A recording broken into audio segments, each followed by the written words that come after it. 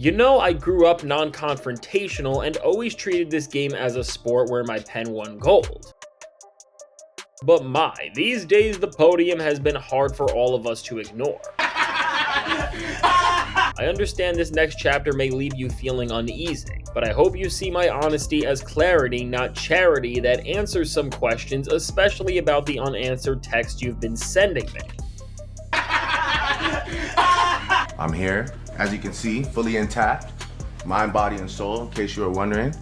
The lie detector determined that was a lie. Drake's online presence has never been more revealing or more unsettling. Not long ago, he was the golden child of rap and pop, seamlessly blending introspective lyrics with addictive hooks. Now when fans open his feed, they see something entirely different, lengthy captions dripping with frustration, cryptic hints about his future, and vague suggestions that he's surrounded by enemies at every turn. It's a jarring contrast to the man who once kept his personal life hidden behind veiled references and subtle heartbreak anthems. These days, the real drama unfolds on social media, where Drake appears to be speaking more honestly than he does in his own songs.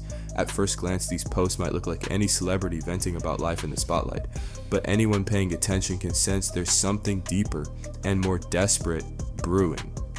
Drake seems to be using Instagram as his battlefield, dropping ambiguous statements about betrayals, unanswered texts, and coming storms.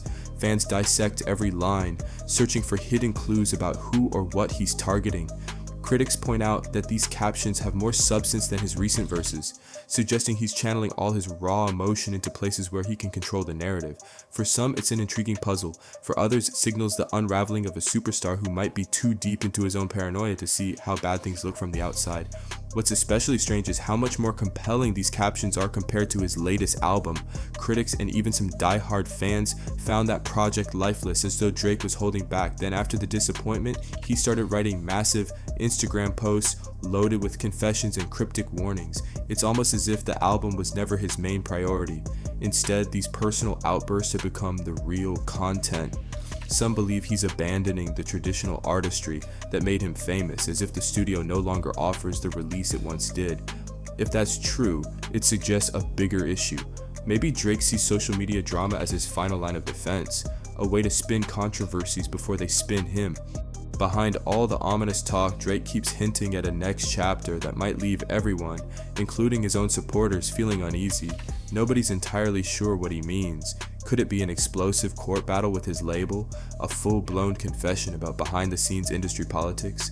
A new wave of petty feuds, this time spelled out in plain sight? His vague language lets everyone's imagination run wild. One thing's certain, he's bracing us for something big, something that might even tarnish what's left of his once bulletproof image. That's where the fear of legacy ruin comes into play. Over the years, Drake built more than just a career, he built an empire. He became a cultural figure, someone whose albums ignited debates and defined trends. But legacies in hip-hop can be fragile, especially when an artist appears to lose sight of the art itself. If Drake's next move is less about music and more about legal documents or attention-grabbing headlines, the backlash could be devastating. This genre still values authenticity, competition, and a certain code of respect.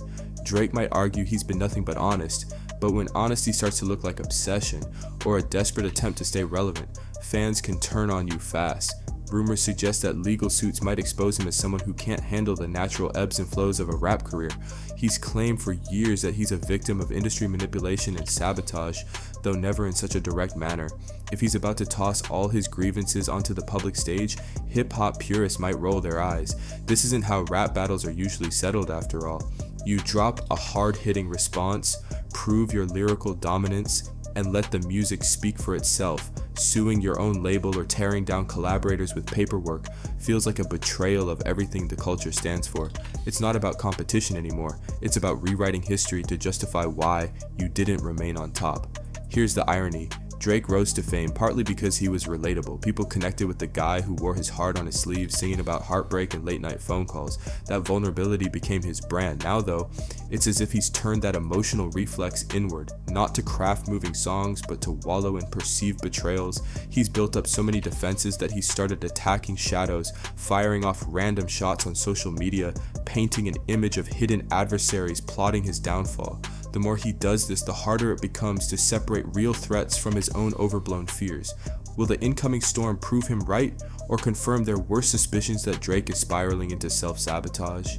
If his new chapter involves a barrage of lawsuits, behind-the-scenes power moves, and pointed tirades against everyone he thinks failed him, it might offer temporary drama but ultimately weaken his standing in the eyes of those who cherished him for his music. With each cryptic post, Drake runs the risk of eroding his credibility further. He keeps warning people that they won't like what's about to happen, but maybe the person who will regret it most is Drake himself. Still, there's a chance he'll redirect this energy into a stunning musical comeback. Stranger things have happened in hip-hop. Icons have disappeared under controversy only to return with something so groundbreaking that everyone forgets the drama. If Drake wants to preserve his legacy, that's the path he should take. Turn all this tension into artistic fuel, craft the best record he's made in years, and remind the world why he was once unstoppable. But the way he's been telegraphing his next move suggests a different direction.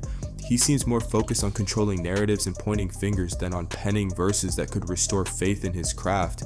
In the end, nobody but Drake knows what will really go down. Maybe he's orchestrating an elaborate plan to prove a point, some grand unveiling that shows how the industry turned on him. Or perhaps he's flailing, caught in a spiral of conspiracy theories that cast everyone else as the villain. Regardless, the man who once rose to the top by exploring his insecurities in heartfelt songs is now laying those insecurities bare for the world in an entirely different way.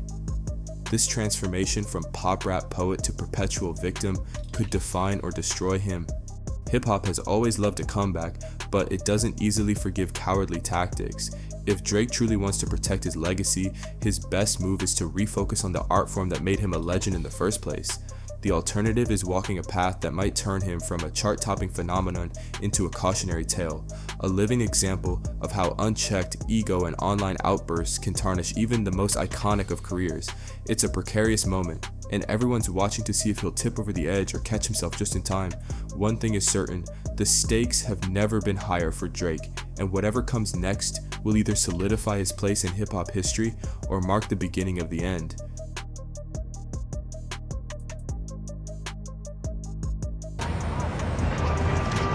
Well, fuck you, mama huevo. Right? Mind, body, and soul. Mind, body, and soul. You need facts to take me out. Fairy tales won't do it. Cheers to everybody. Always live by. I need that tonight.